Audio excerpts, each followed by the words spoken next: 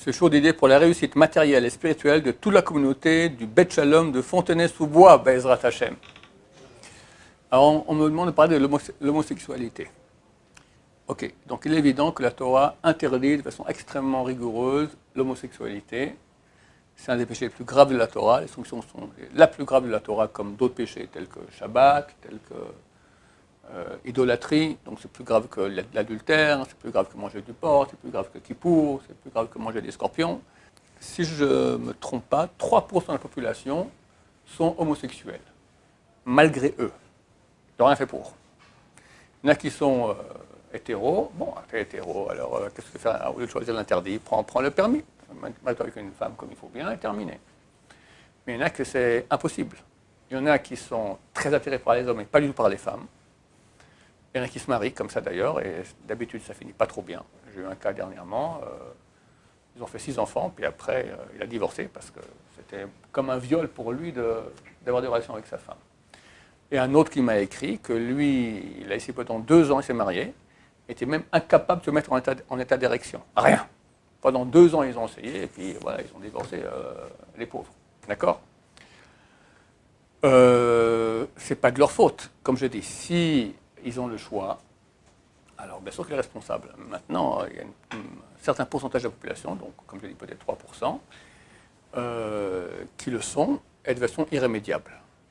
Il y a eu une grande discussion ici en Israël. Est-ce qu'on peut faire une reconversion? Oui, non, je ne m'y connais pas.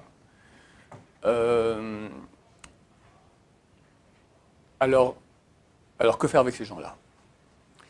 Alors, il faut comprendre, ce n'est pas parce que quelqu'un a des tendances homosexuelles qu'il est un rachat, un mécréant, et d'autant plus que si c'est malgré lui, donc pauvre, qu'est-ce que tu veux de lui?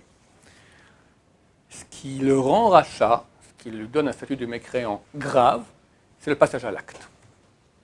Ça, c'est en aucun cas. En aucun cas. Vous me direz, alors qu'est-ce qu'il va faire ce bon garçon? Lui ou elle, attends, elle, ça c'est autre chose, d'accord? C'est pas écrit dans la Torah clairement, les relations entre femmes, c'est écrit, mais par une dracha de Chazal. Et Chazal explique, c'est marqué, vous ne ferez pas les horreurs de la terre d'Égypte, laquelle je vous apprends, les horreurs de la terre de Canaan dans laquelle je vous amène, vous ne les ferez pas. Quelles sont ces horreurs? La Gemara dit, c'est ça.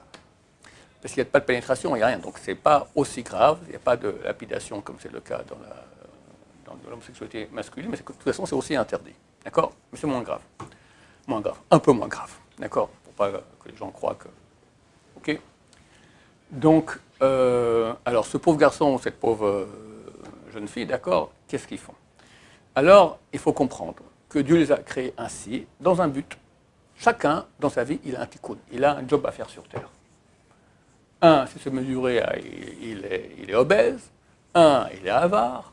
Un, il est caractériel. Un, il est, qu'est-ce que j'en sais, il est meurtrier. D'accord, chacun, il a reçu d'Hachem des défauts, on va dire. Et il a reçu aussi des qualités, une très, très belle âme divine avec laquelle il peut corriger.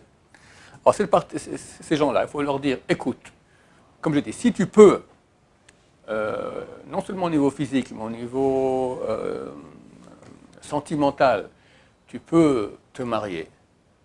Marie-toi, si tu peux créer un couple comme il faut bien, tu as des envies de femme et tu peux la satisfaire, etc. Aucun problème.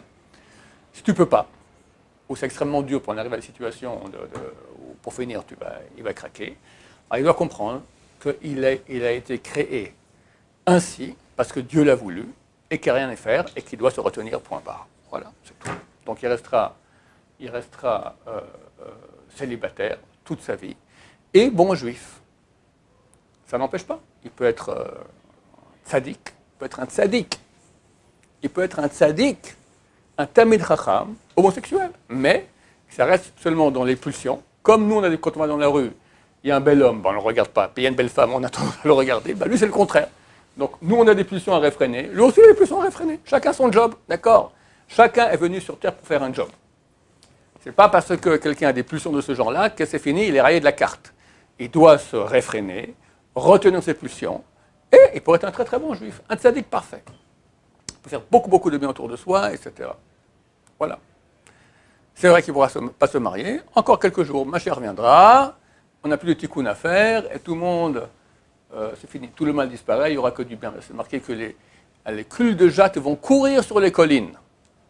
Quand on fait un cul de jatte pour courir sur les collines, bah, tout coup, il y a des gens qui lui poussent. À l'époque messianique. Donc c'est très bientôt Be'ez Hashem, et là tout le problème sera réglé. Voilà. Par contre, on ne peut en aucun cas cautionner le passage à l'acte, et même, on va dire, il doit se réfréner aussi des pensées interdites. Comme un homme ne peut pas penser à se mettre en état d'érection, de penser à des pensées sexuelles avec une femme, d'accord, c'est interdit. Idem, lui avec un homme. Il ne peut pas regarder, comme moi je ne peux pas regarder une bonne femme dans la rue parce qu'elle est mignonne, je ne peux pas regarder un homme parce qu'est-ce qu'il est mignon, et se dire qu'est-ce que je peux faire comme péché avec lui. Hein? Est-ce qu'on peut considérer que c'est une maladie? Pourquoi une maladie? Si vous considérez qu'un homme qui a une tendance à regarder les femmes qui n'est pas la sienne, c'est une maladie, alors là aussi, d'accord, c'est une pulsion négative. Pulsion négative. Entre un homme et une femme, c'est la nature des choses. Alors, il y a une nature comme c'est, une nature comme ça. C'est une nature. Voilà. Je crois que le terme approprié, c'est une nature. Et Dieu nous demande de corriger notre nature, de maîtriser notre nature. Donc, de même que je n'ai pas le droit de regarder une fille mignonne qui n'est pas la mienne dans la rue, de même, lui ne devra pas regarder un homme qui est mignon, et de même que je n'ai pas le droit de toucher cette femme, lui non plus l'homme, et etc. Voilà. Est-ce qu'il aurait des droits d'avoir des liens avec des femmes? Non, c'est-à-dire. Genre, est-ce qu'il a aussi son égal pour une femme? Oui, bien sûr. Il n'y a pas d'autorisation à quelqu'un d'homosexuel de dire bon, bah, moi, vu que ça ne me fait rien du tout, donc je serre la main aux femmes, etc. D'abord, les gens ne vont pas comprendre. Il est censé être sadique, super religieux, le monsieur, voilà, il a une grande barbe des trucs, et puis il serre les femmes dans ses bras parce que ça ne lui fait rien, d'accord, vous êtes un cheval, madame, ça ne me fait rien du tout.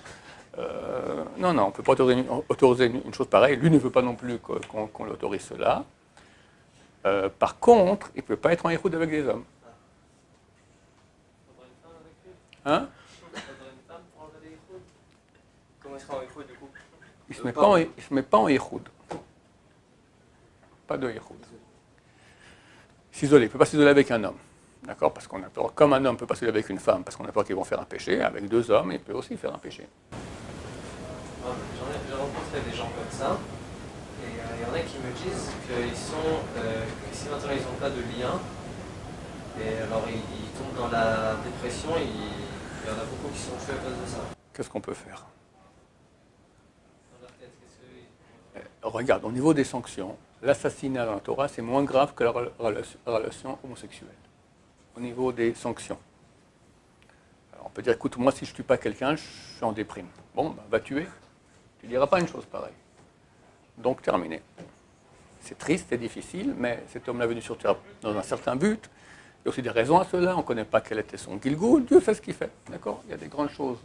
Dieu voit toute l'image, mais on ne voit rien. C'est certainement très difficile pour eux, et on les plaint de tout notre corps, c'est clair. Mais il n'y a aucune autorisation, dans aucun cas de figure, aucun, de passer à l'acte. Baruch Adonai, l'olam, amen, amen.